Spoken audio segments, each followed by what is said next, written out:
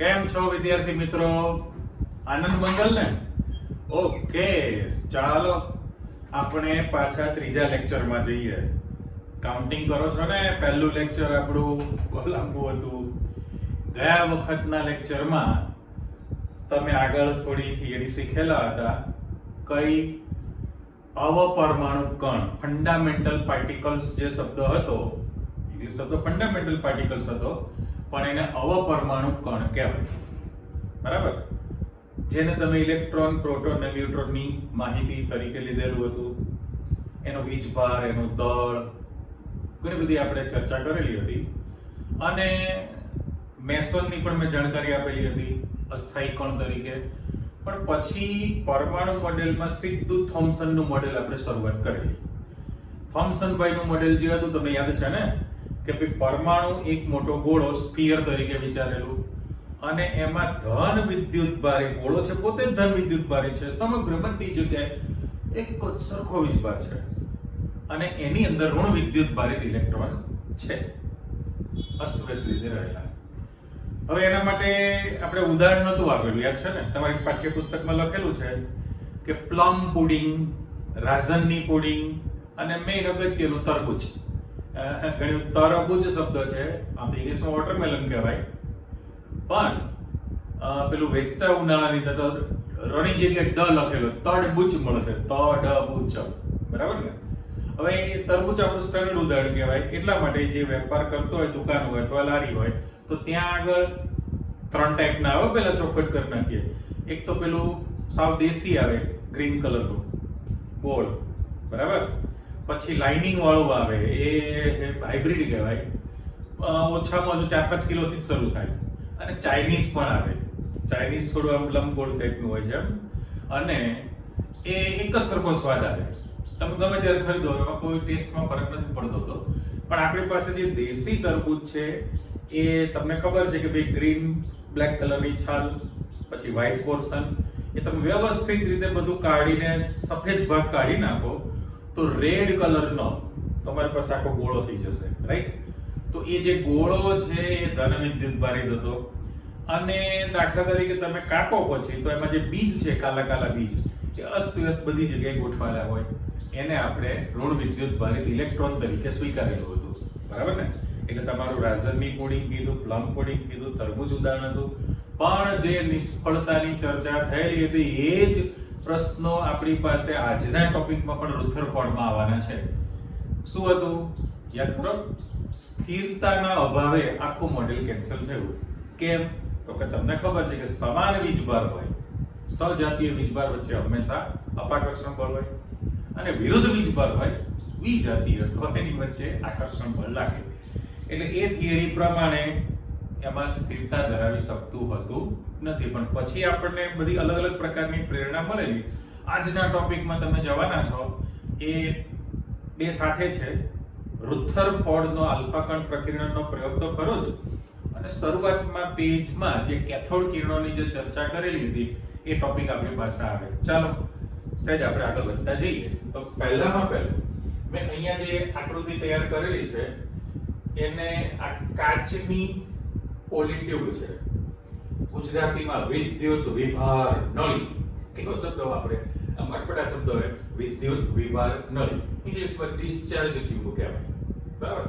કાચની પોલીટ્યુબ છે, અને એમાંથી ધીરે ધીરે વાયુ શોષક પંપથી હવા કાઢી નાખેલી છે, અને લગભગ શૂન્યાવકાશ કરી દીધો. લગભગ શબ્દ બોલું છું, એટલે શૂન્યાવકાશ કરી દીધેલું છે.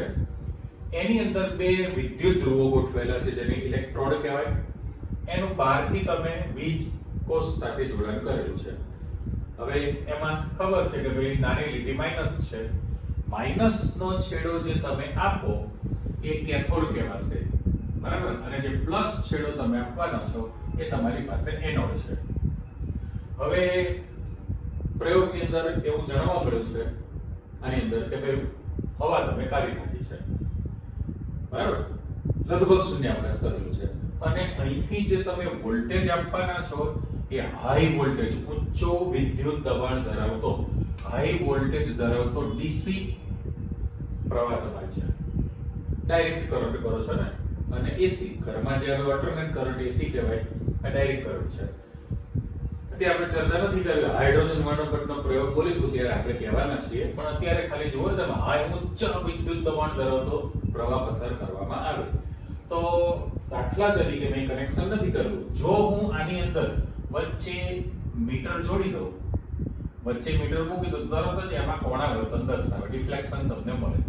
એટલે એમાં જે છે વાયુમાં વિદ્યુતનું વહન થઈ શકે છે, વાયુમાં વિદ્યુતનું વહન થઈ શકે છે. અત્યારે બહુ જ અતિ નીચા દબાણે હવા આવે, કારણ કે મારી ચર્ચા રહી હતી લગભગ શૂન્યાવકાશ. શા માટે કીધું? તો કે કોઈ દિવસે તમે 100% શૂન્યાવકાશ ન કરી શકો. કેમ? તો કે જે મટીરીયલ, જે પાત્ર બનેલું છે એમાંથી બધી જ્યારે કાઢી નાખો, કમ્પ્લીટ શૂન્યાવકાશ કરી દો, તો વાતાવરણ દબાણ કેટલું છે, એના પ્રેશરથી જે પાત્ર છે એ સંકોચાઈ જાય, આખું ડૂચો ખુલી જાય. એટલે લગભગ શૂન્યાવકાશ છે. અતિ નીચા દબાણે તમારી પાસે હવાનું પ્રમાણ 0.000005 મિલીમીટરના દબાણે રહેલી હોય તો પરિસ્થિતિ કેવી થઈ કે આમાં તમને કોણાવર્તન દર્શાવશે. વિચારવામાં એવું આવ્યું કે બંને એનોડ અને કેથોડ વચ્ચે કોઈ કનેક્શન નથી, અતિ નીચા દબાણે તમારી પાસે હવાના મોલેક્યુલ્સ છે, બરાબર? તો ફાઇનલ થયું કે કેથોડમાંથી, તો આના તારણો તમારી પાસે છે, તો શું તમે કહી શકો કે ભાઈ કેથોડ જે છે ઋણ છેડો છે, ત્યાંથી કેથોડમાંથી નીકળીને એનોડ તરફ તમારી પાસે પ્રવાહ ચાલુ થતો હશે, બરાબર? માઈનસ થી પ્લસ તરફ. એટલે એક તો નક્કી થઈ ગયું કે કેથોડ ધ્રુવમાંથી કેથોડ કિરણો, અત્યારે કેથોડમાંથી નીકળે ના વાંધો, કેથોડ કિરણો, કેથોડ ધ્રુવમાંથી કેથોડ કિરણો નીકળીને એનોડ ધ્રુવ તરફ જાય છે. એટલે પહેલો મુદ્દો સાચો છે આપણી પાસે. બીજું કે એ તમને વિઝિબલ, દ્રશ્યમાન તો છે જ ને. અમુક ઘટના એવી છે કે જે તમને દેખાતી નથી હોતી છતાં એ પોસિબલ જ છે, શક્ય હોય. દાખલા તરીકે ઇલેક્ટ્રિસિટી છે, બરાબર? આપણે જે કુલમ્બનો નિયમ શીખેલા હતા, એ Q1 વીજભાર હતો, Q2 વીજભાર હતો, પણ એને સ્ટેટિક ચાર્જ કહેવાય, સ્થિત વિદ્યુત હતો, પ્લસ ઓર માઇનસ.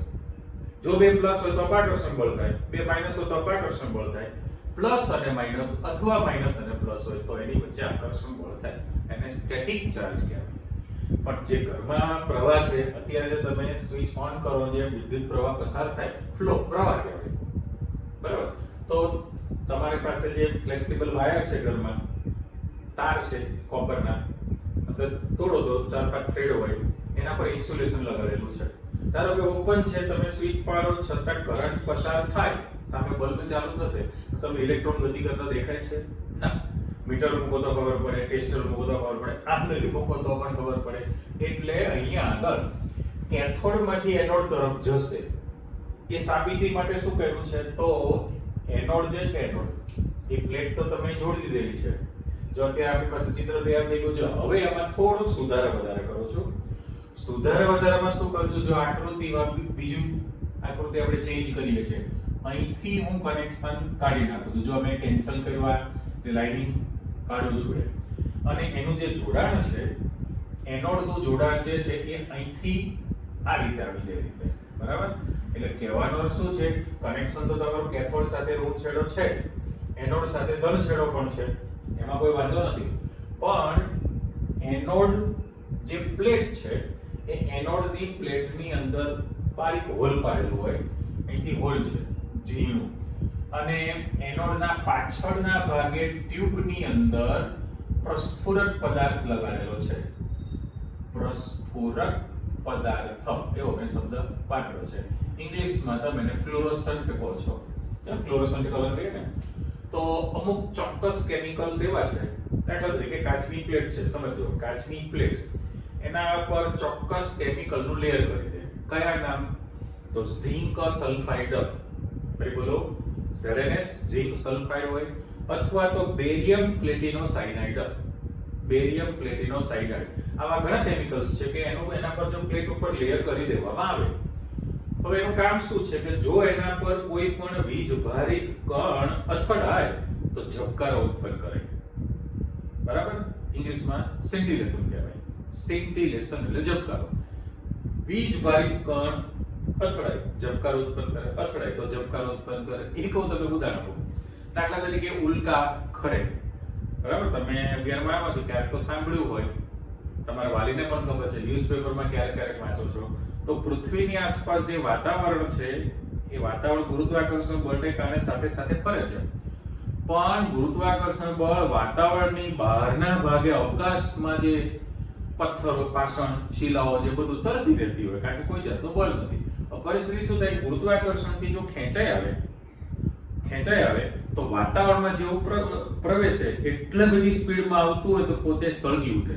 એટલે ઉલ્કા જ્યારે દેખાય રાતના ટાઈમે તો તમે આમ ઝબકારો થાય, પણ એ સળગી ગયેલું હોય. અહીં પણ અથડાશે એટલે ઝબકારો થાય, ક્ષણિક જ પૂરતું છે, કોન્સ્ટન્ટ લાઇટ ન હોય. એટલે વીજ ભારિત કણ જો એના પર અથડાશે તો તમને ઝબકારો જોવા મળે, એટલે પ્રકાશિત થાય. તો આ સાબિતી શું થઈ કે ભાઈ અહીંથી જ્યારે કેથોડમાંથી કિરણો નીકળશે, એનોડમાંથી હોલ રાખેલું છે, તો પાછળ જ્યારે અથડાય ત્યારે અહીંયા આગળ અથડાવાના કારણે ઝબકારો આવશે, ઝબકારો ઉત્પન્ન કરશે. તો એ સાબિતી થઈ છે, એની દિશા ફિક્સ છે, દ્રશ્યમાન નથી, પણ એને તમે પ્રાયોગિક રીતે પુરવાર કરી શકે કે ભાઈ આ રીતનું થાય છે. અને આ ઘટના કઈ કહેવાય, એ આપણે ટેલિવિઝનની, પણ અત્યારના ટીવી નહીં, અત્યારે તમારા ઘરે જે છે એલઈડી આવી ગયા, એના પહેલા એલસીડી હતું, અને એના પહેલા જે હતા લાકડાના કેબિનેટની અંદર, પછી ફાઈબર બોડી આવી ગયેલું જે ટેલિવિઝન, કેથોડ રે ટ્યુબ કહેવાય, CRT, કેથોડ રે ટ્યુબ. હવે એ જે ટીવી છે કોઈ દિવસે બગડેલું હોય, બગડે ને મિકેનિકને તમે બોલો તો પાછળથી ખોલ તો આગળ પિક્ચર ટ્યુબ છે, પણ પાછળના ભાગે આ સરસ મજાનું થયેલું હોય. એક પિક્ચર ટ્યુબમાં જે સ્ક્રીન છે અંદરની ભાગે કેમિકલ લગાવેલું હોય, પાછળ જે છે ઇલેક્ટ્રોનની ગન હોય. બરાબર, જાણકારી આપું છું, બ્લેક એન્ડ વ્હાઇટ ટીવી જે હતા ઘરમાં તો 230 વોલ્ટ આવે. ઘરમાં કેટલો આવે? 230 વોલ્ટ જ આવે ઇન્ડિયામાં. ફોરેન કન્ટ્રીમાં 110 વોલ્ટ આવે. તો 230 વોલ્ટમાંથી તમે ટીવી સ્વિચ પાડો તરત સ્ટાર્ટ થતું નહોતું એ વખતે. કારણ તો જે પિક્ચર ટ્યુબ છે એમાં પાછળના ભાગે જે કેથોડ રે ટ્યુબ આપણે કહીએ છીએ ઇલેક્ટ્રોનિક ગન હોય. બ્લેક એન્ડ વ્હાઇટ ટેલિવિઝનમાં 18,000 વોલ્ટ તૈયાર થાય અને પછી મારફાડ ઇલેક્ટ્રોન ગતિ કરે, અથડાઈ ઝબકારો આપે. ત્યારે કલર ટેલિવિઝનની અંદર 25,000 વોલ્ટ હોય અને એમાં 3 ઇલેક્ટ્રોનિક ગન હોય. કેમ તો કે આપણે જે મૂળ રંગ છે ફ્લોરોસન્ટ જે છે, બ્લેક એન્ડ વ્હાઇટ ત્યારે ચિંતા નહોતી. પહેલા એક ટોપિક પૂરો કરો ને કે ટીવી ઓન હોય બ્લેક એન્ડ વ્હાઇટ અને તમે સ્વિચ ઓફ કરો, ટીવી ચાલુ થાય, ચોરસ તેને ટપકું થતું. એનું રીઝન છે કે એ ગનમાંથી ઇલેક્ટ્રોન જાય અને એ જે ઇલેક્ટ્રોન છે એ આમ એટલું સ્પીડમાં ગતિ કરે, એક લાઈન બનાવે, રિવર્સ થાય ત્યારે બ્લેન્ક થાય, ફરી પાછી બીજી લાઈન કરે, ત્રીજી લાઈન કરે, એવી 1 સેકન્ડમાં 750 લાઈન કરે. એટલું સ્પીડમાં ગતિ કરે કે જેના કારણે પિક્ચર આપણી પાસે તૈયાર થાય. હવે પેલી જે આપણી વાત હતી કે કલરમાં 3 ગન મૂકેલી હોય, કેમ તો કે મૂળ રંગ કયો? લાલ, પીળો ને વાદળી. લાલ, પીળો અને વાદળી. તો એ જે છે એ 3 ફ્લોરોસન્ટની લાઇનિંગ હોય ને એના પર ઇલેક્ટ્રોન ગતિ કરે એટલે એ કલરનું થાય, કલરના શેડ પરથી ચિત્ર બને. એટલે આ બધું જબરજસ્ત શોધ કરેલી વૈજ્ઞાનિકોએ, પણ એ ફ્લોરોસન્ટ પર અથડાય એટલે ઝબકારો ઉત્પન્ન કરે તમારી પાસે. તો ફાઇનલ થઈ ગયું. હવે અત્યારે તો આ જે કિરણો છે એને કેથોડ કિરણો તરીકે કીધું, પણ એ ઋણ વીજભારિત પણ છે એટલે એને ઋણ વિદ્યુત ભારિત કણ તરીકે સ્વીકારવામાં આવેલું છે. બરાબર, એટલે આ સિસ્ટમ પ્રમાણે તમે આગળ વધવાના છો. જો પ્રયોગની અંદર જે પ્રશ્ન મૂકેલો છે તમારી પાસે પછીના ભાઈ રુથરફોર્ડ નો આલ્ફા કણ પ્રકીર્ણનનો પ્રયોગ સમજાવો. રુથરફોર્ડ નો આલ્ફા કણ પ્રકીર્ણનનો પ્રયોગ સમજાવો. ચલો થોડી આકૃતિ આપણે રફ તૈયાર કરી છે આની બોર્ડ પર પાઠ્યપુસ્તક પ્રમાણે. અહીંયા આગળ આલ્ફા કણનો સ્ત્રોત છે, આલ્ફા કણ ઉદ્ગમ સ્થાન, સોર્સ. એમાંથી આલ્ફા કણ નીકળવાના છે. વચ્ચે લેડ પીબી શીશુ લેડની પ્લેટ મૂકેલી છે, કારણ કે લેડ જે છે એના પર જે વિકિરણ હોય અસર કરતા નથી. એમાં એક બારીક છિદ્ર રાખેલું, અતિ બારીક, એમાંથી આલ્ફા કણ પસાર થવાના. અહીંયા જે રચના તમે કરેલી છે એ રચનામાં જે રેડ કલરની જે પટ્ટી મૂકી છે એ સોનાનું વરખ છે. એની થિકનેસ કેટલી હોય ખબર છે? 100 નેનોમીટર, 100 નેનોમીટર થિકનેસ ધરાવતી સોનાનું પાતળું વરખ છે. વરખ એટલે ખબર છે ને, ગોલ્ડ ફોઇલ, સિલ્વર ફોઇલ. આપણે દિવાળી વખતે સ્વીટ લાવીએ છીએ તો સ્વીટની ઉપર જે ચાંદીનું વરખ લગાવેલું હોય છે એ ચાંદીનું જ છે. બરાબર, એની આખી પ્રોસેસ થાય, જે છે ટીપીને એકદમ પટલું પડ હવામાં ઝૂલેલાલ કરી નાખે, એના પર લગાવેલું હોય એ આપણે ખાઈ શકીએ. પણ પછી વચ્ચે ખબર ને કૌભાંડ બધા થતા હોય આપણે ત્યાં, તો ચાંદીના વરખને બદલે જે પેલું ખાના ખજાનામાં જે ફૂડ પેકિંગમાં બટર રોટી પેક નથી કરાવતા, એલ્યુમિનિયમ ફોઇલ લગાડી દે. એલ્યુમિનિયમ ફોઇલ લોકો ખાતા થઈ ગયેલા. એટલે એકદમ પતલું વરખ છે, સોનાનું વરખ, ગોલ્ડ ફોઇલ કહેવાય ને, કે જેની થિકનેસ છે 100 નેનોમીટર, 100 નેનોમીટર જેટલી છે. હવે એની આજુબાજુ તમે ગોઠવણી કરી છે, આ ફોટોગ્રાફિક પ્લેટ છે, એ વર્તુળાકાર ભાગે એની વચ્ચેના ભાગમાં પ્લેટ છે. ઓકે, એના પર પ્રસ્ફુરક પદાર્થ લગાવેલો છે, ઝિંક સલ્ફાઇડ હોય, બેરિયમ પ્લેટિનોસાઇડ છે, વગેરે વગેરે. તો જેના પર જો વીજભારિત કણ અથડાશે તો ઝબકારો ઉત્પન્ન કરશે. એટલે આખું જે રચના તમે જોઈ લીધી કે આલ્ફા કણનો સ્ત્રોત છે, વચ્ચે લેડની પ્લેટ છે, આ સોનાનું વરખ છે, આસપાસ ફોટોગ્રાફિક પ્લેટ કે જેના પર ફ્લુરોસન્ટ લગાવેલું છે. હવે એ જે પ્રયોગની અંદર આલ્ફા કણનો જ્યારે મારો કરવામાં આવે, અત્યારે મેં એક લાઈન દોરી છે, આ થોડા આલ્ફા કણ એક જ લીટીમાં દોરશે, ઢગલાબંધ મારો થવાનો, બોમ્બાર્ડિંગ થવાનું છે એના પર. તો પ્રયોગમાં શું જાણવા મળ્યું કે ભાઈ મોટા ભાગના આલ્ફા કણ, હું કલર બદલું છું, ચેક કરો. ભાઈ મોટા ભાગના આલ્ફા કણ સોનાના વરખમાંથી આર પાર પસાર થાય, પાછળ ગોઠવેલા પડદા પર અથડાય અને ક્ષણિક ઝબકારો ઉત્પન્ન કરે.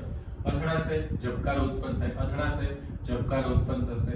એટલે અહીંયા એક એક શબ્દ આપણે તૈયાર કરતા જઈએ છીએ કે પ્રયોગમાં તમને 3 પરિણામ જોવા મળે, બરાબર, અને એના પરથી પરમાણુ વિશે એને ધારણા કરી. આ પરિણામ પરથી એને પરમાણુ માટેના 3 તારણ કર્યા છે. અને એની ખામી તો છે જ આપણી પાસે. એ ખામીની જે ગયા વખતે ચર્ચા કરી સૌર મંડળની, એ ફરીવાર આપણે બોલવાના છીએ હમણાં. તો હું શોર્ટ શબ્દ લખું છું કે ભાઈ મોટા ભાગના આલ્ફા કણ સોનાના વરખમાંથી આર પાર પસાર થઈ જશે, બરાબર. આર પાર પસાર થઈને પાછળ પ્રસ્ફુરક પડદા પર અથડે એટલે ઝબકારો ઉત્પન્ન કરે છે. હવે આવું થયું એટલે સામે આપણે લખતા જઈએ છીએ, પસાર થઈ ગયા છે. પસાર ક્યારે થાય? તો એને તારણ કર્યું કે ભાઈ પરમાણુમાં મોટો ભાગ ખાલી હોવો જોઈએ. મોટો ભાગ કેવો હશે? ખાલી હોવો જોઈએ, તો જ એમાંથી આરપાર પસાર થઈ શકે, રાઈટ? એટલે પહેલું પરિણામ મળ્યું. પછી શું થયું તો કે બહુ જ ઓછા, ચિત્રમાં તમે જાઓ કે જે આલ્ફા કણનો મારો થવાનો છે એમાંથી બહુ જ ઓછા જે છે એમાંથી આરપાર પસાર ન થયા, પણ શું થાય, એ કોઈ ચોક્કસ ખૂણે વિચલન પામે, વિચલનને અથડાશે, વિચલન થઈને અથડાશે, પણ એનું માત્રા કેવી છે? બહુ જ ઓછી છે. એટલે બીજું બીજો પરિણામ તમારી પાસે શું મળ્યું છે કે ભાઈ બહુ જ ઓછા, એટલે ઓછા જે આલ્ફા કણ છે, એનું તમને વિચલન જોવા મળશે. વિચલન એટલે ચોક્કસ ખૂણે, એટલે અથડાઈને ચોક્કસ ખૂણે પાછું અહીંયા આગળ ફેંકાશે અને ત્યાં ઝબકારો ઉત્પન્ન કરે. વિચલન થયું છે તો તારણ તમે એમ કહી શકો ક્યારે શક્ય બને તો કે પરમાણુની અંદર ચોક્કસ વીજભાર રહેલો હોવો જોઈએ. અને વીજભાર કેવો હશે તો કે ધન વીજભાર, જે આપણને ખબર છે. દળદાર વસ્તુ કેન્દ્રમાં ન્યુક્લિયસમાં ધન વિદ્યુત ભારિત પ્રોટોન છે, અને આલ્ફા કણ જે છે, આલ્ફા કણ એટલે તમે 2He4 બોલો છો ને, 2He4 હિલિયમનું કેન્દ્ર કહેવાય. એ ધન વીજભાર ધરાવે છે. કેન્દ્રમાં ધન વીજભાર હશે એટલે એના કારણે ત્યાં અપાકર્ષણ બળ થાય. કયું બળ? અપાકર્ષણ બળ. અપાકર્ષણ બળ ઉત્પન્ન થતું હશે જેના કારણે અથડાઈને જુદી દિશામાં ફેંકાણું છે. અને આંકડો આપ્યો છે કે આપણે ગણતરી નથી કરતા, આશરે કહેવાય. થોડુંક આપણી પાસે કાઉન્ટર છે કે ભાઈ આલ્ફા કણ કેટલા કે 10 ગયા, 20 ગયા, 500 ગયા, 10,000 ગયા, લાખ ગયા, નથી જતા ના, પણ એપ્રોક્સિમેટ કીધું કે 20,000 કણનો મારો કરવામાં આવે, એમાંથી એકાદો કણ, આપણે કહેતા વર્ષો પહેલા એમ બોલતા, પહેલા તો શું માણસોમાં માણસાઈ હતી, એટલે સારી પ્રકૃતિના હતા. તો શું એમ બોલે કે 102 માણસો સારા હોય ને, 102 માણસો સારા હોય ને, પછી ડે બાય ડે સુધારો થતો કે 1001 માણસો સારા હોય ને, શું બોલે 1000. અને અત્યારે આપણે 10,000, લાખે 2 માણસ સારા ન હોય, 10,000 નહીં, લાખે પહોંચી ગયો આંકડો. એટલે અહીંયા એપ્રોક્સિમેટ કીધેલું છે કે ભાઈ 20,000 કણમાંથી એકાદ કણ જે છે એ મૂળ દિશામાં પાછું પરાવર્તન પામે. એટલે જુઓ, વળાંક સાથે અથડાશે અને પાછું મૂળ દિશામાં જ પરાવર્તન પામે. તો અહીંયા આગળ જે એંગલ બનવાનો છે એ 180 ડિગ્રીનો ખૂણો થયો કે નહીં? એટલે આપણે કીધું છે કે ભાઈ 20,000 કણે એકાદ કણ મૂળ દિશામાં જ પરાવર્તન પામે, 180 ડિગ્રીએ પાછું પરાવર્તન પામે. પાછું પરાવર્તન પામશે. તો પાછું પરાવર્તન પામે છે એનો અર્થ એમ કે પરમાણુ દળદાર હોવો જોઈએ. આ પણ વાત સાચી છે. એના માટે ઉદાહરણ મૂકો કે દાખલા તરીકે સાયકલમાં જે નાના છરા આવે છે, બરાબર છે ને? તમારે 11માં સ્ટોકનો ફિઝિક્સમાં સ્ટોકનો પ્રેક્ટિકલ આવે, બરાબર? માઇક્રોમીટર સ્ક્રૂ ગેજથી એનો વ્યાસને ત્રિજ્યા માપવાની અલગ અલગ સાઈઝ હોય. પછી ટ્યુબલાઇટની જે સ્ટિક છે, તળિયું બંધ હોય, એમાં ગ્લિસરીન ભરેલું હોય, બરાબર? બહારથી રબર બેન્ડ પેક કરી દે, થોડી સ્પેસ મૂકીને 50 સેન્ટીમીટર.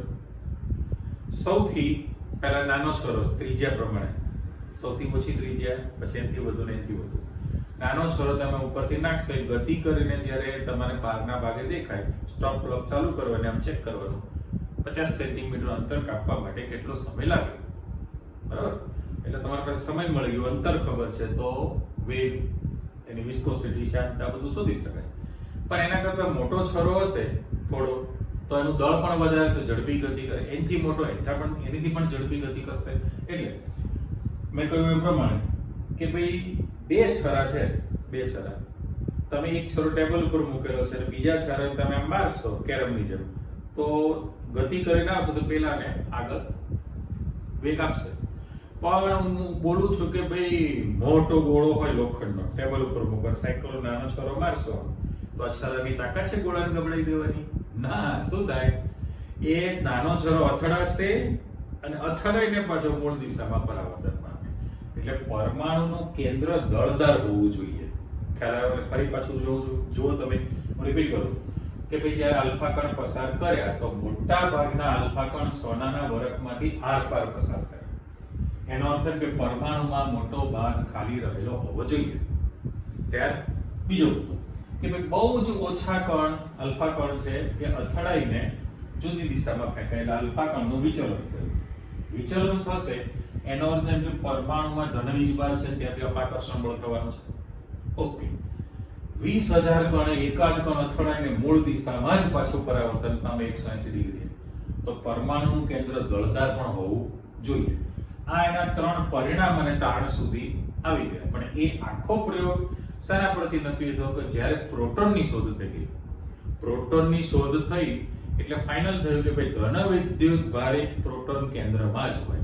એટલે આપણે જે રફ ચિત્ર હતું તમારી પાસે, રફ ચિત્રમાં શું ચર્ચા કરેલી હતી કે ભાઈ આ પરમાણુ જે છે એમાં ધન વિદ્યુત ભારિત પ્રોટોન અને ન્યુટ્રોન એ કેન્દ્રમાં રહેલા હોય, ન્યુક્લિયસની અંદર છે.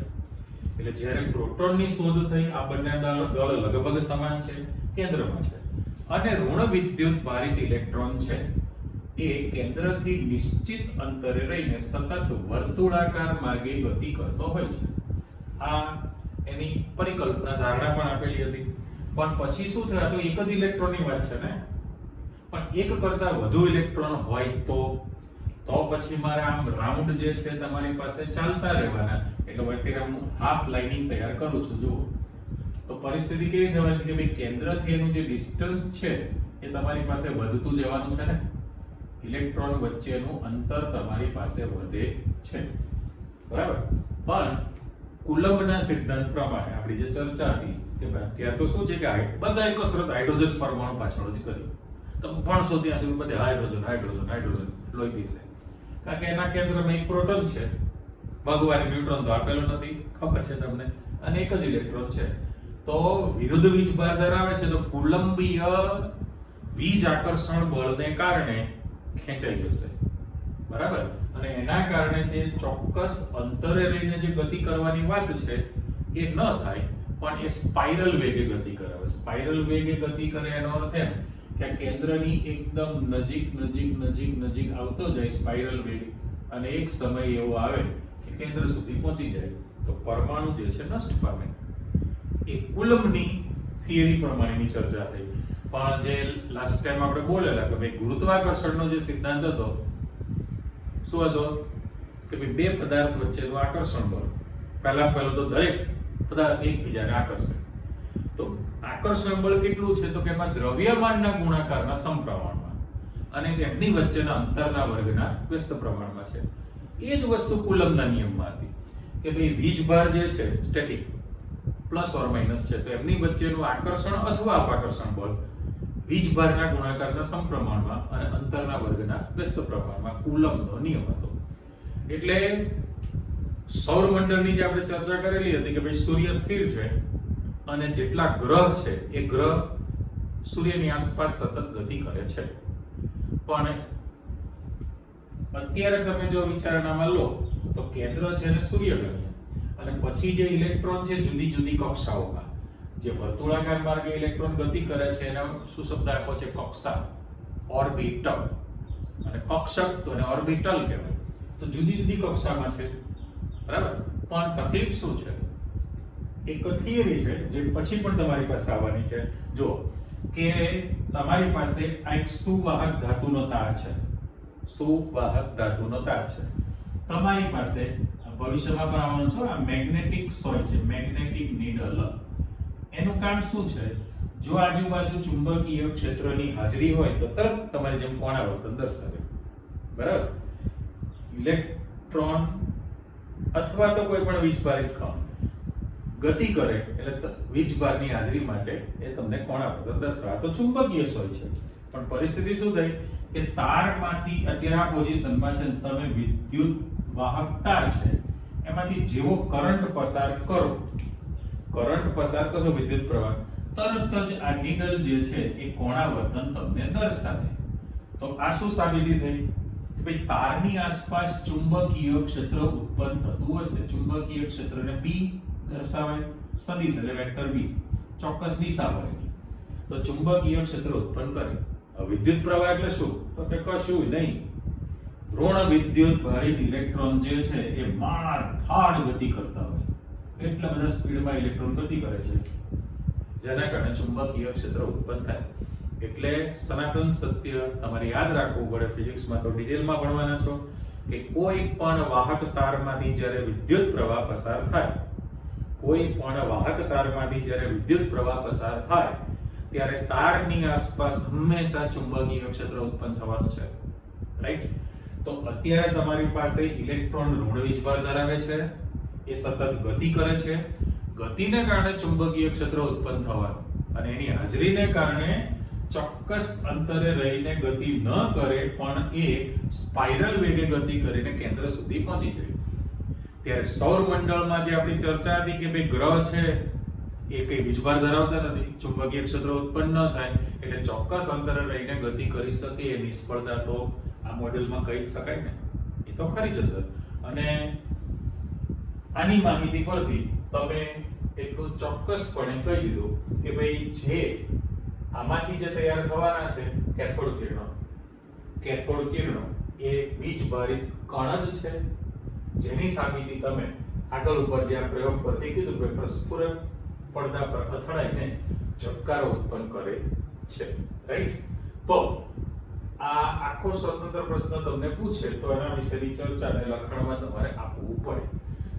આના પરથી ફાઇનલ થયું શું કે ભાઈ વિદ્યુત પ્રવાહ જે છે, વિદ્યુત પ્રવાહ, હવે પ્રવાહ એટલે ગતિ છે. ઇવન તમે નાના ધોરણમાં વિદ્યુત વિભાજન શીખી લીધેલા છે, રાઈટ, જેને ઇંગ્લિશમાં ઇલેક્ટ્રોલિસિસ કહેવાય. ઇલેક્ટ્રોલિસિસ, વિદ્યુત વિભાજન. અને એમાં જે વૈજ્ઞાનિક છે એનું નામ છે માઇકલ ફેરાડે વૈજ્ઞાનિક જે છે એટલે આપણે જે વિદ્યુત જથ્થા માટેનો એકમ કુલંબ છે એવી રીતે વિદ્યુત જથ્થા માટેનો એકમ ફેરાડે પણ છે. અચ્છા, 12માં તમારે આવશે વિદ્યુત વિભાજન અંગેના ફેરાડેના નિયમો, અલગ પ્રકારના. તો એમાં તમે જાણો છો કે વિદ્યુત વિભાજ્ય પદાર્થનું જલીય દ્રાવણ તમે રાખો અને તમે એમાં એનોડ અને કેથોડ મૂકીને વિદ્યુત પ્રવાહ પસાર કરો તો વિદ્યુત ધ્રુવો પર તમને કંઈક નિપજો પ્રાપ્ત થાય, દ્રવ્ય જમા થશે. એ વિદ્યુત વિભાજનની ઘટના હતી તમારી પાસે. જૂની યાદ કરો ને છેક માનો કે વિદ્યુત વિભાજન 10માં આવી ગયું છે, જો 11માં અને 12માં આવશે, 12માં પણ ફરી વાર છે અશુદ્ધ કોપરમાંથી શુદ્ધ કોપર મેળવવા માટેનું વિદ્યુત વિભાજન છે ને યાર. તો તમે વિદ્યુત વિભાજન જે કોષ છે એમાં કોપર સલ્ફેટનું વાદળી રંગનું દ્રાવણ લો છો. એમાં અશુદ્ધ કોપરની જાડી પ્લેટ વજન કરેલી એનોડ તરીકે, શુદ્ધ કોપરની પતલી પ્લેટ વજન કરેલી કેથોડ તરીકે, અને બહારથી વિદ્યુત કોષ સાથે જોડાણ આપી દો, કરંટ પસાર કરો. તો પ્રાયોગિક રીતે તમને અમુક સમય પછી જ્યારે વજન કરો બંને પ્લેટના, તો અશુદ્ધ કોપરની પ્લેટનું વજન ઘટશે, શુદ્ધ કોપરની પ્લેટનું વજન વધશે. એટલે કેથોડ ઉપર તમારી પાસે દ્રવ્ય જમા થયું. તો અહીંયા આગળ માઇકલ ફેરાડે વિદ્યુત વિભાજન દરમિયાન એને પુરવાર કર્યું કે ભાઈ કોઈ પણ વિદ્યુત વિભાજ્ય દ્રાવણમાં જ્યારે વિદ્યુત પ્રવાહ પસાર કરવામાં આવે ત્યારે દ્રાવણમાંથી કરંટ પસાર થાય એટલે એકચ્યુઅલી જવાબદાર છે આયનો. આયન ગતિ કરશે, એની માઇગ્રેશન ઓફ આયન્સ, આયનોની ગતિ, અને તમને દ્રવ્ય પ્રાપ્ત થાય. પણ તમે વિદ્યુત પ્રવાહ તો પસાર કરેલો છે એની અંદર. તો એ ઘટના હતી. પછી તમે જે ચર્ચા કરી કે આ પ્રકારનું જે છે પ્રસ્ફુરક પદાર્થ પર અથડાઈને ઝબકાર ઉત્પન્ન કરે, એના પર આધારિત તમે આલ્ફા કણનો પ્રયોગ તૈયાર કર્યો. અને ત્યારબાદ ફાઇનલ મુદ્દા પર આવી ગયા, જે સામે મેં છેલ્લે આકૃતિ મૂકેલી છે કે ભાઈ પ્રોટોનની શોધ થયા પછી જ રુથરફોર્ડ આ પ્રયોગની ચર્ચા કરી, અને એની થિયરી પ્રમાણે ફાઇનલ થયું કે ભાઈ પરમાણુનું સમગ્ર દળ એના કેન્દ્રમાં કેન્દ્રિત થયેલું છે. સાંભળજો, પરમાણુનું સમગ્ર દળ તેના કેન્દ્રમાં કેન્દ્રિત થયેલું હોય છે. એટલે કે ધન વિદ્યુત ભારિત પ્રોટોન કેન્દ્રમાં છે, રાઈટ? અને ખૂબ જ નહિવત દળ ધરાવતા ઋણ વિદ્યુત ભારિત ઇલેક્ટ્રોન કેન્દ્રની ફરતે સતત વર્તુળાકાર માર્ગે ગતિ કરતા હોય છે, ચોક્કસ અંતરે રહીને. પણ એ અંતર જળવાતું નથી, વિરુદ્ધ વીજભારને કારણે સ્પાઇરલ વેગે ગતિ કરે અને કેન્દ્ર સુધી પહોંચી જશે. એટલે આખો જે પ્રયોગ હતો એના પરથી નામ તમારી પાસે જાણ્યું છે, નીલ બોર. તો નીલ બોર વૈજ્ઞાનિકે જે પરમાણુ મોડેલ રજૂ કરેલું એ હાઇડ્રોજન પરમાણુ માટેની ચર્ચા કરેલી હતી. તો વસ્તુ આની આ છે, પણ સંસ્થાનિકમાં પણ તમે ભણી લીધું કે ભાઈ હાઇડ્રોજન જે છે એમાં 1H1 સાદો હાઇડ્રોજન પ્રોટિયમ કહેવાય. એના કેન્દ્રમાં એક પ્રોટોન, ન્યુટ્રોન છે નહીં, બહારની કક્ષામાં એક જ ઇલેક્ટ્રોન છે, બરાબર? એની ચર્ચા, સાદો હાઇડ્રોજન. 1H2 હતું ડ્યુટેરિયમ, કેપિટલ ડી. તો એક ઇલેક્ટ્રોન છે પણ એના કેન્દ્રમાં પ્રોટોન તો એક હોવો જ જોઈએ, પ્લસ એક ન્યુટ્રોન છે, એટલે 1H2. અને ટ્રિટિયમ હતું, કેપિટલ ટી, એનું અતિ અલ્પ પ્રમાણ છે. તો ટ્રિટિયમમાં 1H3 હતું, તો ઇલેક્ટ્રોન એક છે, કેન્દ્રમાં પ્રોટોન એક જ હોવો જોઈએ, પણ ન્યુટ્રોનની સંખ્યા 2 થઈ, એટલે સરવાળો કેટલો થયો? 3. તો 1H3. તો સાદો જે હાઇડ્રોજન છે એ હાઇડ્રોજન માટેની ચર્ચા કરી કે ભાઈ એક પ્રોટોન છે અને એક ઇલેક્ટ્રોન છે, ગતિ કરે, નિશ્ચિત માર્ગમાં ગતિ કરે, એને કક્ષા કીધી. પણ જો તમે મેં કહ્યું એ પ્રમાણે કે એક કરતા વધુ ઇલેક્ટ્રોન હોય તો અહીંયા જેમ પહેલી કક્ષા છે, બીજી કક્ષા, ત્રીજી કક્ષા, ચોથી કક્ષા, એમ અનંત ઇન્ફિનિટી સુધી છે. તો ઋણ વિદ્યુત ભારિત ઇલેક્ટ્રોન જુદી જુદી કક્ષામાં આવેલા હોય તો દરેક જે ઇલેક્ટ્રોન છે એ ઇલેક્ટ્રોનની ઊર્જા પણ જુદી હોય, વેગ પણ અલગ હોય, વેગમાન પણ અલગ હોય. એ બધી ઘણી બધી ડિટેલ નીલ બોરભાઈએ તમને રજૂ કરેલી છે. એટલે પછી જે એનો પ્રશ્ન આપણે જે તૈયાર કરવાનો છે નેક્સ્ટ ટાઈમ, બરાબર, એ નીલ બોરના પરમાણુ મોડેલ વિશેની જાણકારી છે, અને એમાં ઘણી બધી વિગત આવતી જવાની. એ આખું ડિટેલ તમારી પાસે આવવાનું છે. થોડું ફિઝિક્સ પણ આવશે, વેગ ને પ્રવેગ ને વેગમાન ને આ તે બધું જે ચર્ચા હતી ને ડિટેલ છે, આપણે શીખવાના છે. ફરી પાછા મળીએ છીએ. Okay, by.